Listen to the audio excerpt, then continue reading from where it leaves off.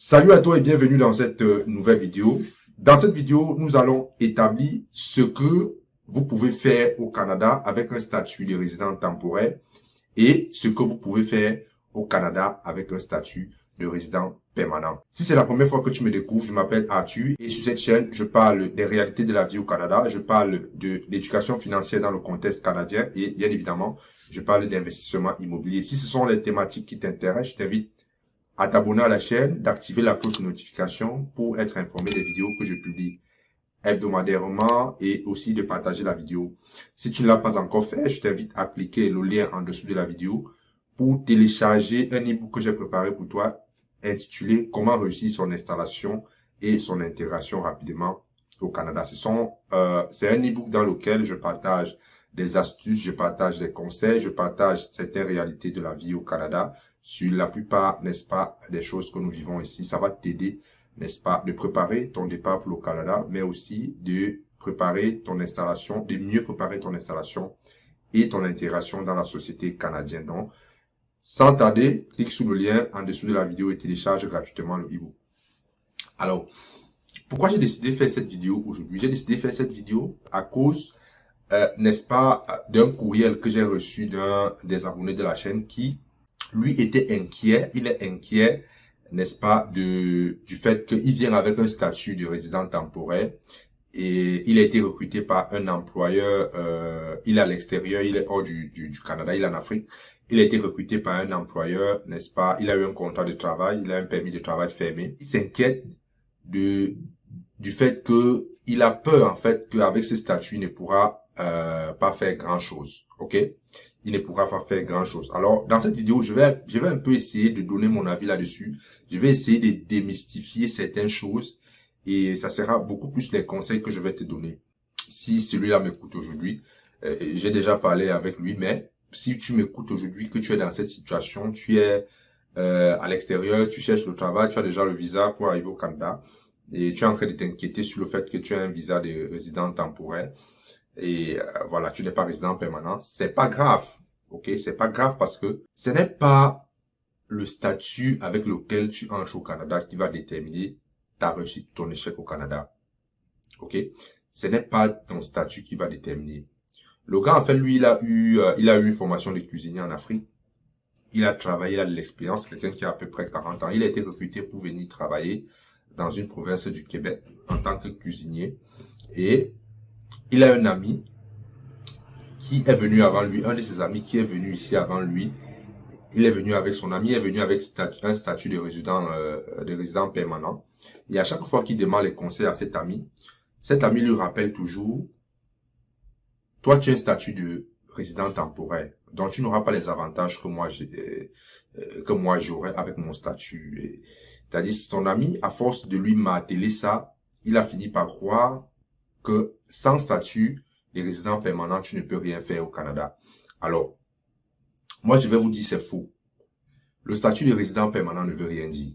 C'est un bout de papier. Ok? Être résident permanent, être citoyen canadien, ce sont des choses importantes, ce sont des documents importants, mais ça ne détermine pas ce que vous allez devenir. C'est un document, c'est un bout de papier. Ok? C'est un bout de papier qui va vous faciliter les démarches, tout simplement. Je vais dire ça comme ça. Donc, si vous avez un statut, déjà, lorsque vous venez au Canada, même en tant qu'étudiant, vous avez un statut de travail, de temporaire. Ok? Donc, les conseils que je vais vous donner dans ce sens, c'est le premier conseil. Lorsque vous avez un projet, ok? Lorsque vous avez un projet, surtout un projet comme celui d'immigrer, ok? Vous ne devez pas parler vos projets à n'importe qui. Ne parlez de vos projets à n'importe qui.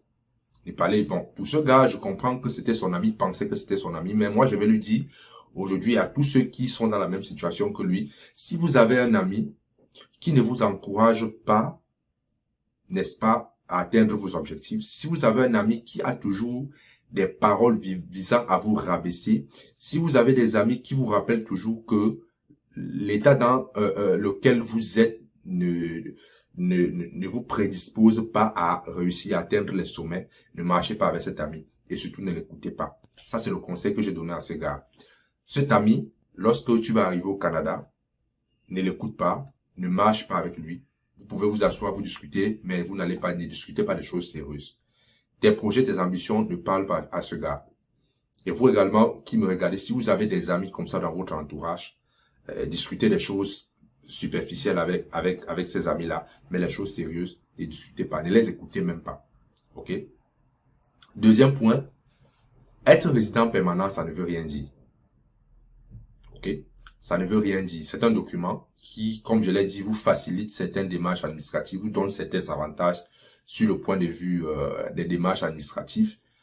Mais si vous n'avez pas des objectifs, si vous n'avez pas la rage de réussir, si vous ne faites pas ce que vous devez faire pour réussir dans votre vie, quand vous donne le statut de Canadien, quand vous donne le statut de résident permanent, vous ne serez rien. OK? Toi, aujourd'hui, qui arrive avec un statut de résident temporaire et tu te dis, ben, écoute, ça ne sert à grand chose, je vais travailler au salaire minimum, ben, écoute, enlève ces genres d'idées dans ta tête parce que c'est ta détermination à réussir qui est important. Ce sont tes objectifs qui sont importants. Il y a des gens ici qui sont arrivés avec un statut de résident permanent et ils ont réalisé des choses que ceux qui sont là, qui ont la nationalité canadienne, n'ont pas pu réaliser en 10 ans, en 20 ans. OK? Il y a des gens ici qui sont arrivés à un statut de résident temporaire à moins de 2 ans. Ils ont réalisé des choses que ceux qui ont la résidence permanente n'ont pas encore réalisées. OK? Donc, si tu viens avec un statut de résident temporaire, c'est sûr, tu n'as pas toutes les flexibilités que quelqu'un qui a la résidence permanente peut avoir. Ça, c'est vrai, c'est un fait, mais ça ne doit pas jouer sur ton mindset. Ça ne doit pas t'empêcher d'atteindre tes objectifs. Ça ne doit pas t'empêcher. Si tu as tes objectifs clairs, tu as un plan précis et tu es focus, même si tu travailles au salaire minimum, tu peux réaliser tes rêves au Canada, même avec un statut. Déjà, il est possible de passer des statuts de résident temporaire à résident permanent. Bien sûr, si tu as bien fait les choses, si tu as fait les choses normalement, si tu n'as pas fait des choses bizarres dans ton dossier, il est possible de passer d'un statut à l'autre. OK? Donc, moi, je dis toujours, focalisez-vous sur ce que vous avez. Faites ce que vous pouvez avec ce que vous avez. Aujourd'hui, vous êtes résident temporaire. Lorsque vous êtes résident temporaire, vous avez un contrat de travail, vous avez un T4, vous avez un revenu, vous avez accès à certains niveaux de financement. Quand j'étais étudiant, j'avais un niveau de financement parce que j'étais résident temporaire. C'est sûr, ce n'était pas comme quelqu'un qui est résident permanent, mais il y a des banques qui acceptaient me prêter un certain montant d'argent. C'est ce genre d'information que tu dois avoir lorsque tu viens. Qu'est-ce que tu peux faire? Ne reste pas dans ton coin et tu te dis, parce qu'on t'a dit que tu es résident temporaire, que tu ne peux rien faire, tu restes dans ton coin et tu te dis, tu ne peux rien faire, tu es fermé, tu passes ton temps, tu travailles, tu envoies l'argent au pays, alors qu'il y a des opportunités qu'avec ton statut, tu peux avoir. OK? Quand tu es résident, je vous dis, quand tu es résident temporaire, que tu as un contrat de travail au Canada, tu peux acheter une maison. Tu peux acheter une maison. Il y a des investissements que tu peux faire. OK? Par exemple, si tu vas faire un investissement en bourse au Canada, que tu sois résident permanent ou résident temporaire, ben, tu peux faire. Qu'est-ce qui t'empêche de le faire? Tu peux avoir un certain niveau de financement. Qu'est-ce que tu ne peux pas? Commence avec ça. En attendant changer ton statut. Et maintenant, si tu es bloqué, parce que tu n'as pas le statut de résident permanent, mais le statut ne dicte pas le salaire que tu auras. Quand j'étais étudiant, je vais vous raconter une histoire. Quand j'étais étudiant, c'était l'époque où le travail étudiant était à 20 heures par semaine. C'était limité à 20 heures par semaine.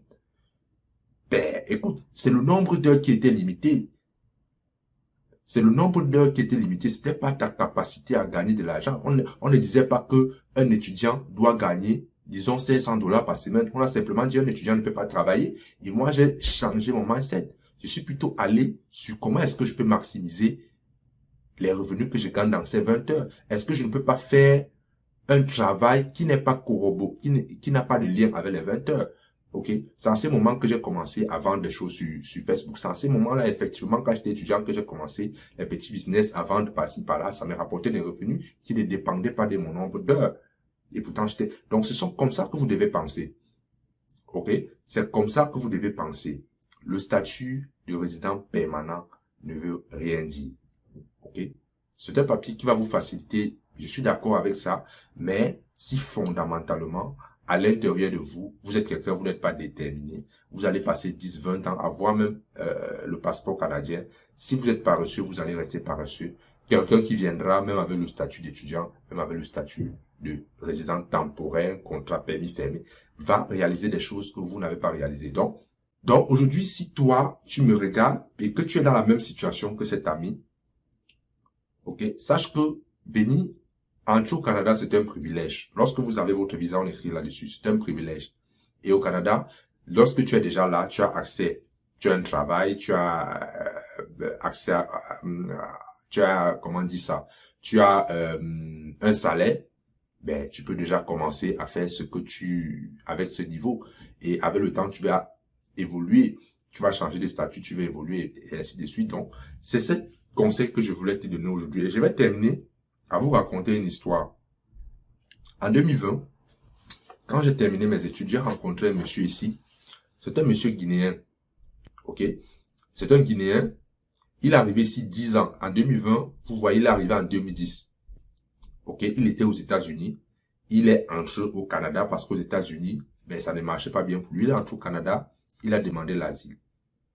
Première demande, première audience, on a refusé, on lui a demandé de sortir du Canada parce que les raisons qu'il avait évoquées dans sa demande d'asile n'étaient pas valables. Le juge a jugé ça invalide, c'était pas valable. Il a fait recours. On a encore refusé. Il a encore fait recours. Donc, depuis 10 ans, le gars ne fait que faire recours. OK? Et entre-temps, avec son statut d'asile et les avantages qu'il a, les possibilités qu'il a avec ses statuts, en l'espace de 10 ans, il m'a dit, Arthur, en l'espace de 10 ans, ce que j'ai pu réaliser en Guinée avec l'argent que j'ai travaillé au Canada, même si aujourd'hui, on me demandait de quitter le Canada, je rentrerai en Guinée et je n'aurais pas besoin de travailler parce que j'ai investi en Guinée. Je ne sais pas si vous comprenez ce que je dis.